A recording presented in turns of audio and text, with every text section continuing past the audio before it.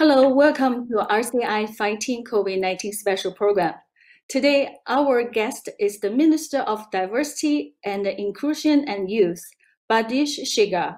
Hi, Minister Chagger. How are you doing? How you been? Hi, Ian. Good. How are you? I'm good. I'm well. How are you? Good. Awesome.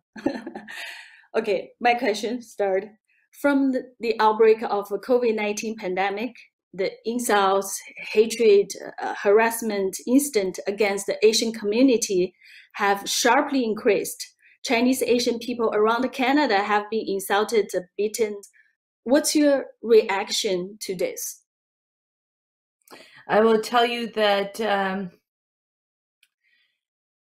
our government, under the leadership of Justin Trudeau, we condemn racism, discrimination, xenophobia, hate.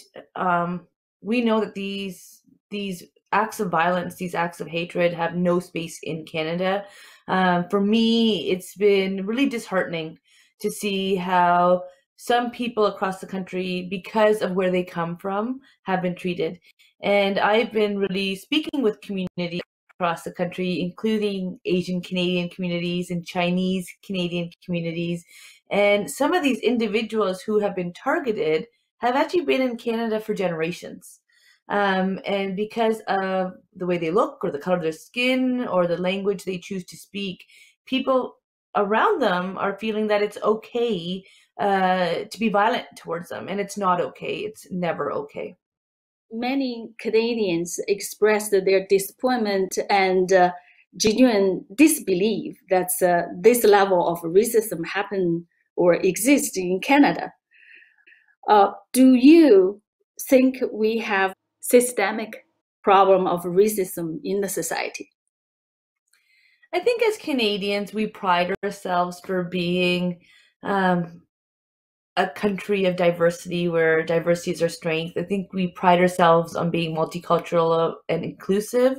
I believe what we're noticing is that we have work to do and that we can do more and build better.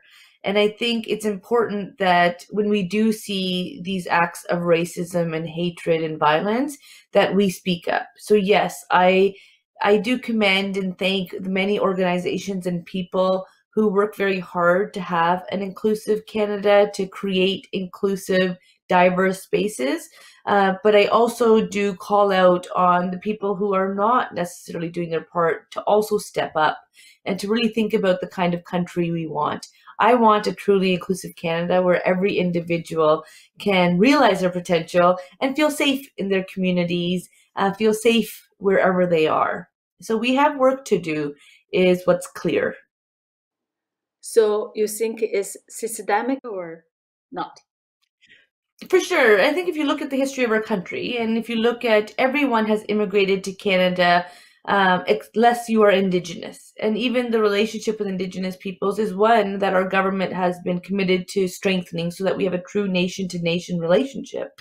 But there has been issues within our systems, and there remains issues within our systems, and those are some of the changes and transformations we're trying to make. And that's why our government brought forward the Anti-Racism Secretariat. It has been set up not only as a resource for Canadians, but also for a resource for government departments, so that we're actually looking at our hiring practices. Are we having people of diverse backgrounds being able to advance within the public service? And how do we ensure when it comes to appointments that our decision-making tables and appointments that we're making better reflect our country's diversity? And I think that is what we've not always focused on, but our government since 2015 has been focused on ensuring that not only gender be represented, but that we do the GBA plus, so that the plus is where my focus lies, that we actually apply these lenses to not only our appointment process, but to our budgets, to all of the work that we do, because it's instrumental we be more aware of the decisions we're making. And we're also measuring outcomes. So it's important that we collect data and that we actually look at what the outcomes are. And I think what we're seeing with COVID-19 and this pandemic is that across the country, we don't have a national data set. And even though our government has brought back the long form census, we still have work to do when it comes to collecting disaggregated data based on race or socioeconomic status and region, and the list goes on. But because our government has worked with provinces and territories to set up the immunity task force, this is a step that I believe will help us have a greater dialogue as to the importance of all levels of government working together, better together, in the best interest of all Canadians. Mm-hmm. You're talking about do something to fix it as a society. Just last week, CCNC, Canadian Chinese National Council Toronto chapter, launched a nationwide reporting website to collect the data, all kinds of hatred incidents during COVID-19. The project is actually sponsored by Heritage Canada digital program. So thank you for that. CCNC is also calling for reform of justice system. For example, setting up a special task force for the hate crime. So my question is, other than this project, is there any other measures that Heritage Canada or other federal departments is planning to do to address the issue? And so I think what's clear is that we need ideas, and it's great that you're referring to the program. This is a program that we brought out in response to a lot of the misinformation, disinformation that is spreading, unfortunately, across our country. So the Digital Citizen Initiative is actually to work with national organizations that work with local organizations to actually counter that misinformation and share real information and the facts, because we need to make our decisions based on evidence and science. So yes, that is an initiative. Yes, there are other programs. There are community support, multicultural programs, as well as anti-racism programs, and the applications are usually ongoing. We will be doing more, but we really want to hear from community as to what will work. Oftentimes, governments believe that they have the answers, and we as the elected officials, we can definitely lead the way and make investments, but we need to ensure that we're responding to what community is asking for. So when it came to this work and the need to collect that data, that was a proposal that was shared with us that we were able to respond to. When it comes to reporting hate crimes, we have to understand that it takes a lot of courage to report and to be able to say I was targeted or this is an experience I went through, because then people are also having to relive that experience. But it's important that we collect this data and we be aware of what's taking place across our country, and that there's mechanisms in place to ensure that justice is served. And we're seeing that currently with what's taking place with the Black Lives Matter movement and the marches and protests, saying that it's important that our voices be heard, and it's important that our systems work for every individual, because Canada is diverse, and because we occupy so many backgrounds and so much diversity, we need a system that actually does not only reflect that, but responds and is held to account. Yeah, just I think the racism is not a new issue. Now, you just mentioned that we're watching the protesters around the world, especially in United States. Yesterday, Prime Minister Justin Trudeau just said we watch it in horror. So in Canada, actually, some politicians also give a comments based on racial basis. So what's your comment on those issues? So I'll tell you, I'm an Asian Canadian myself. My parents immigrated from India in the early 70s, and I'm born and raised in the Waterloo region. And I'm definitely watching what's happening in the world, and I definitely do think globally, but I act locally. And I know that in Canada, we have a lot of work to do, and that's where my focus is lying. It's lying within my community, within our country, so that Canada can truly be that inclusive Canada that everyone talks about. And I'm really proud of our reputation, and I'm really proud that people see us as such an inclusive society. But what's also evident is that not all people feel safe within all spaces of our country, and there are acts of racism and acts of violence taking place, and that's what I believe as a government we need to respond to. I believe leaders respond, And what we can do is make sure that mechanisms are in place and that we are aware that in Canada, racism does exist, anti-Black racism, anti-Asian racism exists, and we need to ensure that we're not only listening, but that we are hearing the lived experiences, taking them seriously, and then being able to work together to find a more inclusive and better and stronger way forward. So another generation hopefully doesn't have to go through this. That's true. Talking about a personal story, immigrant background, on personal level, have you yourself ever experienced any kind of discrimination because you are visible minority and a woman? I'll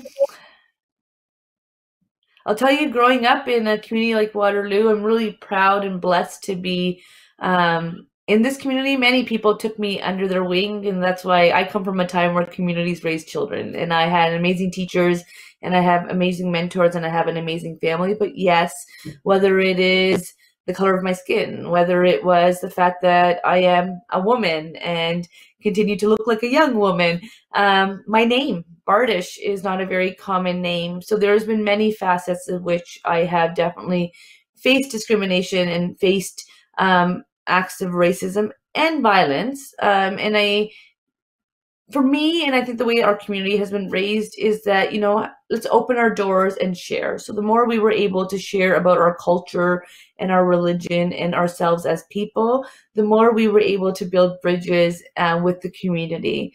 I think at some point, though, it's not just for the immigrant populations and the diverse populations to be sharing about themselves.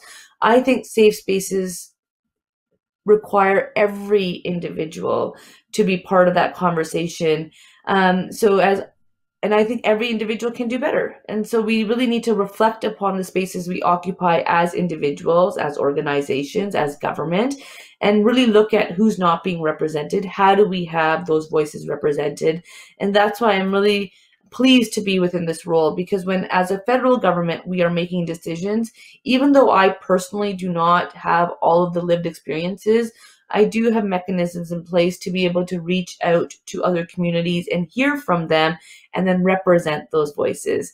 And I am going to continue fighting to not only represent those voices, but to have more of those voices present at the decision-making table. And I think that's why it's important that the appointments process continue to be strengthened and more people from different communities actually apply and put their names forward so that they can be considered.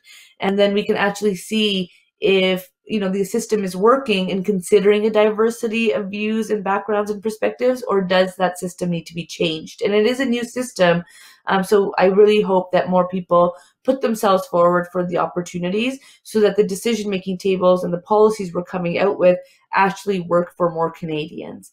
I really do think about the generation that comes after us, and I really do hope that they have less of these experiences, and my dream and my vision will always be that they have none of these experiences, but I do know that we have a lot of work to do. And online we have seen a lot of horrid comments of people dismissing people's lived experiences. That is not part of the solution, that is part of the problem.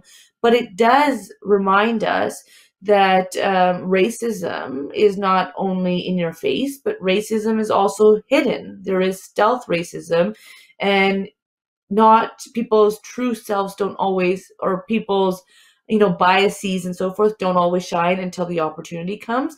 And we really do need to acknowledge and respond to that as well. Mm-hmm. Yeah. My last question. Anything you want to say to Asian community, to minority community regarding the potential racist threat? What do you want to say to them? Any suggestions, any advice? I would say that we are hearing a lot of reports of anti-Asian racism, of anti-Chinese racism and violent attacks. And I also know that, not all of it's being covered in the media. So please know that I believe you. I know your experiences are true. I know they are difficult, my heart hurts to hear that this is what you're experiencing, but we are committed to working together to respond and to build an even more inclusive Canada. And that's exactly why the Anti-Racism Secretariat is set up. And that's why we will put programs forward. And that's why I'm pleased to hear that the Digital Citizen Initiative is being used to counter some of these points. You are not alone. You have an ally and you have a partner in the government. And I want you to know that we know the work that Asian Canadians have contributed to our great country. May was Asian Heritage Month. It was an opportunity, just one another opportunity to celebrate the contributions of Asian Canadians, but we can continue to celebrate year long. And not only should we celebrate the contributions and make more people aware of the history of Asian Canadians in Canada, considering Asian Canadians have been in Canada before Confederation, so been here a long time, but we also do need to come together to raise the challenges and raise the realities that exist. And it takes a lot of courage to do that. And I thank you for sharing those moments. And I'm sorry that you have to relive them every time you share them, but I do hope you know that this will help us make sure another generation does not have to endure acts of hate and violence and racism. We will get through this together. Thank you. Thank you very much for coming to my show, to our program, to talk to us. Thank you. Thank you so much for having me. Keep well, keep safe, everyone.